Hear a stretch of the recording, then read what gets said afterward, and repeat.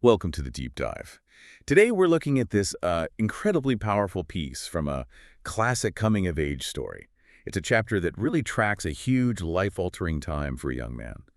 Our mission here is to unpack the emotional journey of the main character, Ponyboy, right after something truly devastating happens. We'll get into his struggles with grief, how things change with his family, and ultimately how he finds his voice, his purpose, really. Yeah, and this chapter, it's almost like a masterclass in how trauma shows up. It's not always, the big dramatic moments. Sometimes it's these subtle shifts you see every day in behavior, perception.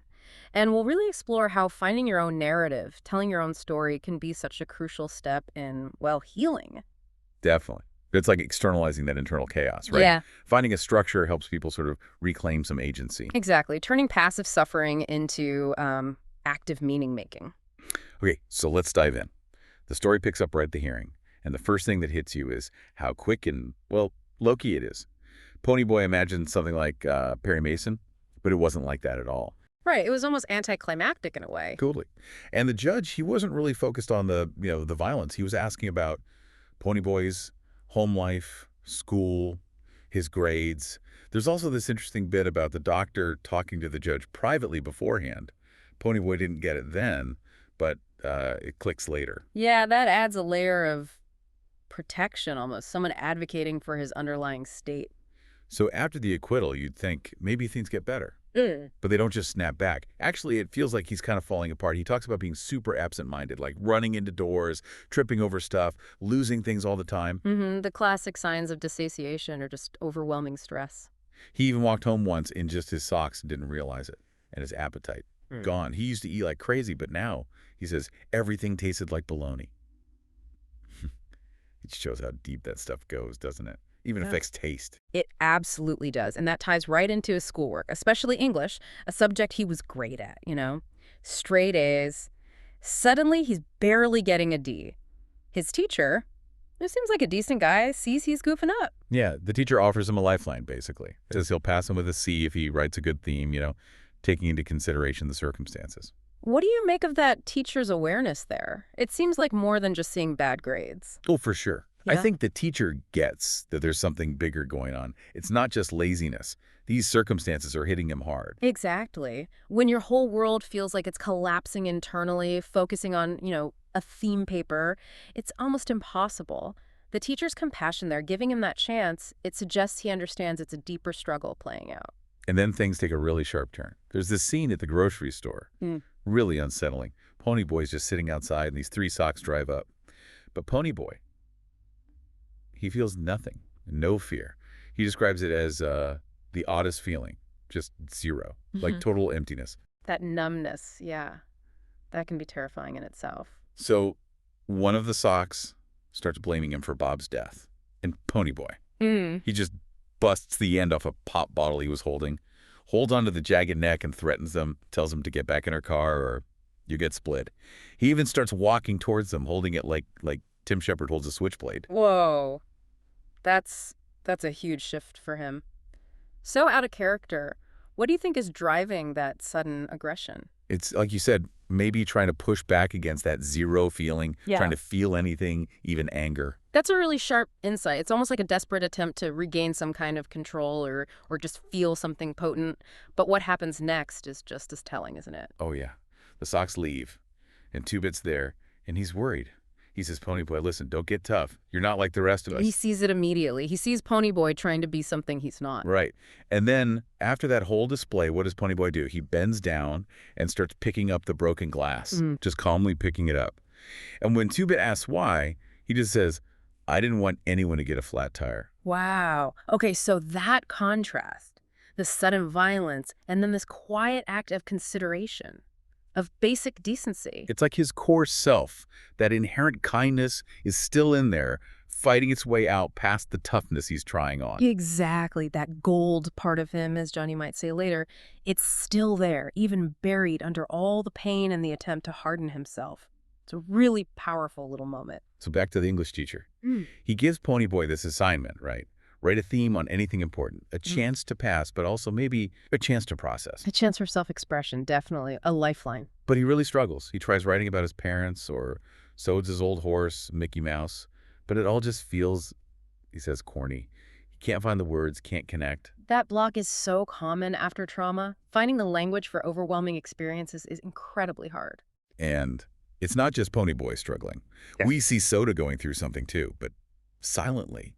He's usually the life of the party, right? Yeah. But now he's really quiet, not eating much. Very unlike him. Yeah, the cheerful facade is cracking. There's this specific detail Ponyboy notices. Soda usually comes home, throws his jacket, kicks off his shoes, grabs milk. But one day, he comes in, just flops down and lights a cigarette. Mm-hmm.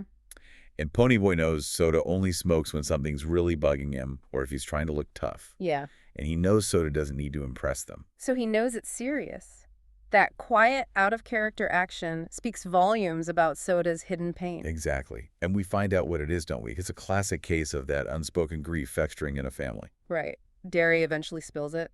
Sandy, Soda's girlfriend, sent his letter back, unopened. Oof. Yeah. And then the really hard truth comes out. Sandy was pregnant, but apparently it wasn't Soda's baby, and she just left, moved away. Wow. So Soda's been carrying that this whole time. We're trying to be the happy-go-lucky brother. Exactly. That hidden burden on top of everything else happening, the tension. It's building up. And it just explodes. Ponyboy and Darry get into another huge fight. Like, the fourth one that week, Ponyboy says. It's over the theme Ponyboy hasn't done. The theme becomes the trigger point for everything else. Yeah. And Ponyboy, who usually backs down, starts yelling back, telling Darry he'll just drop out and get a job like Soda, telling Darry to lay off. He's pushing back hard. And Darry yells back, something like, you don't just stop living because you lose someone. He says Ponyboy's living in a vacuum. They're both just raw. Both pushed to their limits. And Soda witnesses all this. How does his reaction fit in? Well, that's the breaking point.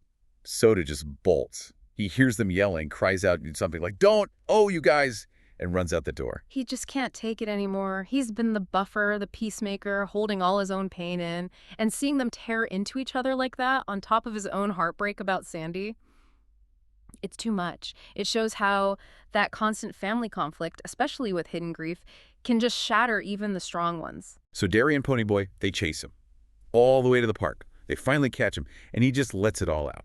He gives them this image, this analogy that's just heartbreakingly clear. He says he feels like I'm the middleman in a tug-of-war, and I'm being split in half. Wow. That image perfectly captures it, and it shows incredible emotional intelligence from Soda, doesn't it? He Yeah. sees both sides so clearly. Totally. He breaks it down for them. He says Darry yells too much and tries too hard, making all these sacrifices for Ponyboy. Yeah, acknowledging Darry's burden. But then he tells Ponyboy, you don't think enough. You don't see what Darry's giving up, working 2 jobs, trying to keep them together. He gets both perspectives, and he even explains his own choice to drop out, right? Okay. Acknowledging maybe he wasn't book smart, but he's happy working at the gas station. Yeah, he owns his path. But his main point, his desperate plea is, we're all we've got left. We ought to be able to stick together against everything. Such a powerful call for unity. If we don't have each other, we don't have anything. And then he compares it to Dally. This is chilling. He says he doesn't want them to end up not just dead, but like he was before. And that's worse than dead. Whoa. Okay, that comparison to Dally's state before he died, that emotional numbness, the hardness, the isolation, that's what Soda fears for them. That's profound. It really is. What does that tell us about, the hidden burdens we all might carry or see in our own families? It's a huge moment of realization, I think, for Darry and Ponyboy, certainly. They suddenly see Darry not just as the authority figure, but as a young guy, only 20, carrying this impossible weight. It fosters this new empathy. And for us listening, it really asks, how often do we miss the struggles of people right next to us, assuming they're okay because they seem strong, while they're actually holding everything together by a thread, like Soda was? Yeah, that really hits home. And the resolution there in the park, it's quiet but powerful. Darry just says softly, sure, little buddy. That tenderness from Darry. And they make this pact. They promise Soda they won't fight like that anymore. They understand maybe disagreements will happen, but that destructive tug of war, as Soda called it, it has to stop. For his sake. For all their sakes, really. And that image of them racing home, tied, choosing to stay together, it's a beautiful symbol of them recommitting to being a family, flaws and all. A really moving moment of reconciliation. But even after that breakthrough with his brothers, Ponyboy still struggles with that English theme. It shows the grief, the trauma, it's still there deep down. The family healing helps, but the individual processing, that takes time. Yeah, so he's trying to find something to read, something he hasn't read 50 million times, he says. And he picks up Gone with the Wind. The book he read with Johnny. Exactly. And as he picks it up, a piece of paper falls out. It's Johnny's handwriting. A letter. Oh, wow. From Wow. Johnny. Yeah. And Ponyboy says as he reads it, he can almost hear Johnny's quiet voice. It's like a message from beyond. What do you think are the key things Johnny's trying to say in that letter? Oh, that letter is just packed with meaning.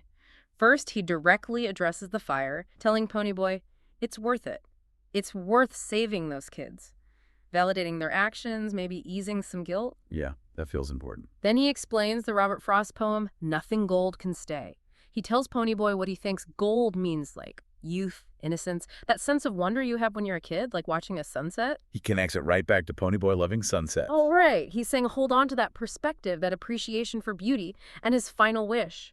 It's heartbreaking. He asks Ponyboy to tell Dally to look at a sunset. Knowing Dally probably never would. Exactly. It's this wish for Dally to see the good, the beauty that Dally himself couldn't see. And he ends by telling Ponyboy, there's still lots of good in the world. Yeah. It's just amazing, isn't it? Johnny, in his final moments, finds this clarity, this peace, and wants to share it. He transcends his own pain to offer hope. It's incredible growth. And reading that letter, that's the catalyst for Ponyboy, isn't it? That's when it clicks. He realizes Johnny's message, this whole story, it isn't just about them. It's about, as he puts it, hundreds and hundreds of boys living on the wrong sides of cities. He sees the bigger picture. He understands he needs to tell their side. So people wouldn't be so quick to judge a boy by the amount of hair oil he wore. It's this sudden, profound sense of purpose. That is the moment. His personal grief, Johnny's words, Soda's plea, it all coalesces. His pain finds an outlet, a purpose beyond himself. And that's so powerful, isn't it? How one person's story, honestly told, can become a voice for so many others. How it can challenge those prejudices and build empathy. It really is the core of why storytelling matters. It bridges those gaps. It absolutely humanizes people who are often just seen as statistics or stereotypes. He finds his unique way to fight back, not with fists or bottles, but with words. And it all comes together in that final scene. It's late at night. He calls his English teacher, Mr. Sun. Get straight to the point. Yeah, just asks if the theme can be longer than 5 pages. The teacher says yes, make it as long as you need. Green light. He hangs up, sits down, clears his mind, picks up his pen, and starts writing. And the first line he writes, Is the first line of the book. when I stepped out into the bright sunlight from the darkness of the movie house, I had only 2 things on my mind, Paul Newman and a ride home. Full circle. Amazing. Just brilliant. The end is the beginning. His theme is the story we've just read. So what a journey we've covered today. We Yeah. went from that silent, numbing grief and trauma, the absent-mindedness, the lack of appetite, Right, through that painful family conflict, Soda's breakdown, the raw honesty. and landed finally at this discovery of purpose, finding his voice through writing, through telling his story, their story. Yeah, we really saw those hidden burdens people carry, how vital communication and empathy are within a family, especially when things get tough. And ultimately, yeah, the power of finding your voice. Sharing a story that needs telling, not just for you, but for everyone who might understand things a little differently afterward. So as we wrap up, maybe something to think about is this. What stories do you carry? What perspectives have you seen that maybe deserve a voice? Stories that could challenge assumptions, maybe bridge some divides if they were shared. How can we all maybe be a bit more like Ponyboy, finding our own way to speak the truths that matter even or especially when it feels hard?